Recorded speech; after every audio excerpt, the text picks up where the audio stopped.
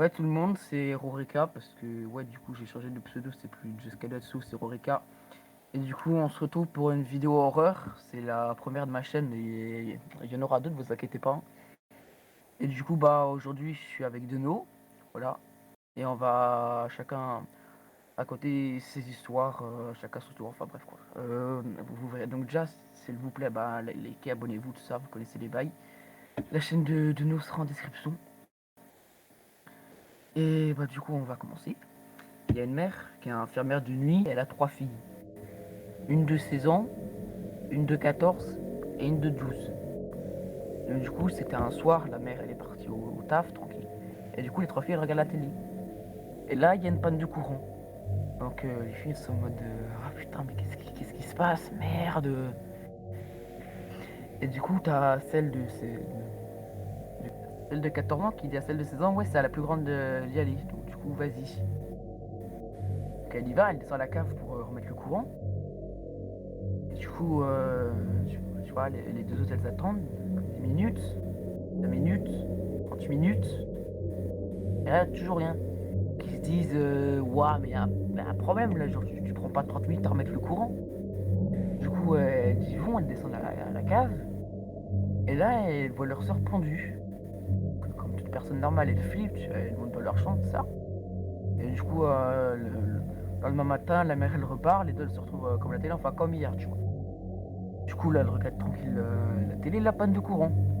Donc, t'as celle de 12 ans qui dit à celle de 14, ouais, hier t'as dit que c'était la plus grande d'année, donc vas-y.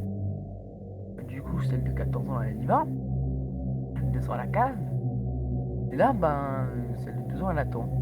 Elle attend, toujours 10 minutes, 20 minutes, 30 minutes, toujours rien, genre, c'est comme hier. Donc, du coup, elle descend voir, et elle voit sa sœur coupée en rondelles.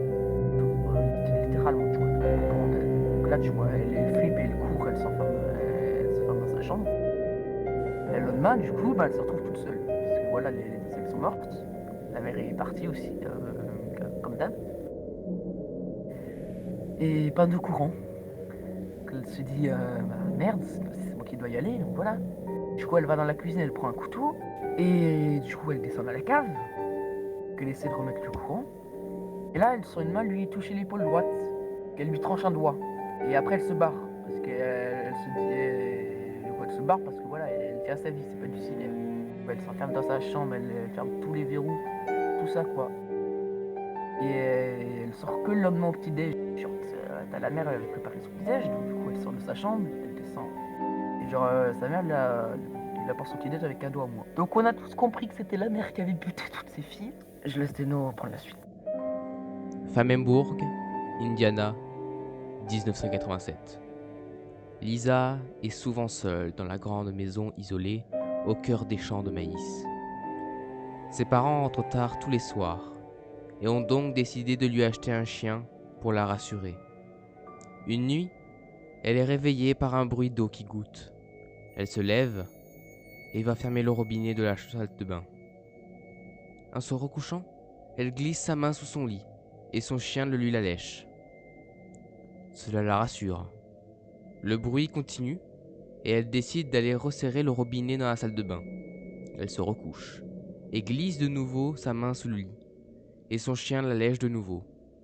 Mais le bruit continue et Lisa n'arrive pas à dormir. Elle fait un dernier tour de la maison sans rien trouver. Elle se recouche donc en glissant sa main encore une fois sous son lit. Le chien la lèche de nouveau.